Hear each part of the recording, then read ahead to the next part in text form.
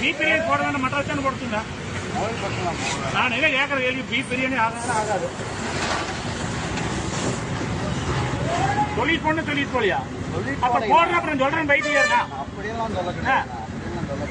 நீ பீஃப் பிரியாணி போட முதல்ல நீ யாரு என்ன சொன்னீங்க கம்ப்ளைண்ட் கொடுக்கல.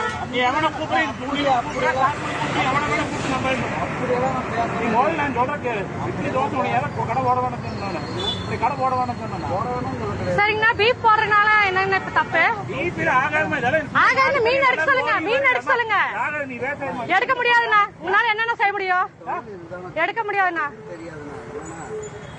முதல்ல நீ அது சொல்லி எடுத்து சொல்லு. என்ன எடுக்க முடியாது, என்னமே எடுக்க முடியாது. ஆமா, நான் எடுக்க சொல்லுங்க. மீன் கடை எல்லாத்தையும் எடுக்க சொல்லுங்க. அது நீங்க சொல்லாதீங்க, அது நீங்க சொல்றதுக்கு ரூல்ஸ் இல்ல. அது நீங்க சொல்றதுக்கு ரூல்ஸ் இல்ல. நீங்க ஏன் சொல்றீங்க? எங்களுக்கு என்ன தொழில் தெரியுமோ அதுதான் நாங்க செய்ய முடியும். நீ பேசாம இரு. என்ன பேசாம இரு? வரட்டும், யார் வராங்களோ வரட்டு விடு. நீ யாரை கூப்பிடு நம்ம கூப்பிடணும் அவசியமே இல்லையே. சொன்ன எல்லா கடையும் எடுக்க சொல்லணும்.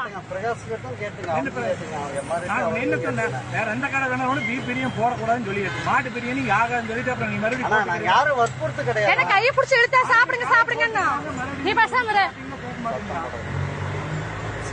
நீ கூப்பிடு. வாங்க, இப்ப வாங்க. கடை போட்டுக்கிற அப்புறம் ஒவ்வொரு அதே போட்டு மாட்டுக்கறி ஓடுவோம், கடை ஓடுவோம். அப்புறம் ஒவ்வொரு மீன் கடை போட்டதெல்லாம் தப்பு இல்லையாமா? பீஃப் கடை போடுறதுதான் தப்பாமா? இவங்களுக்கு ஆகாதுனாக்கா எதுவுமே ஆகாதாமா? அப்ப ஆகாது எல்லாத்தையும் எடுக்க சொல்லு. ஆரப்ப கவுண்டர் கேட்டுதான் போனாரு, அவரும் சரிதான் போனாரு. நான் யாரும் கேட்காம போட கிடையாது. சரிங்களா? என் பொழப்பு நீங்க என்னன்னா பீஃப் பிரியாணி போடாதுன்னு சொல்ற, இட்லி போட. இந்த ஊரினுடைய ஒரு கட்டுப்பாடு இருக்கு. அதாவது எல்லாமே இருக்குன்னா ஊர்னு ஒரு கட்டுப்பாடு இருக்கு.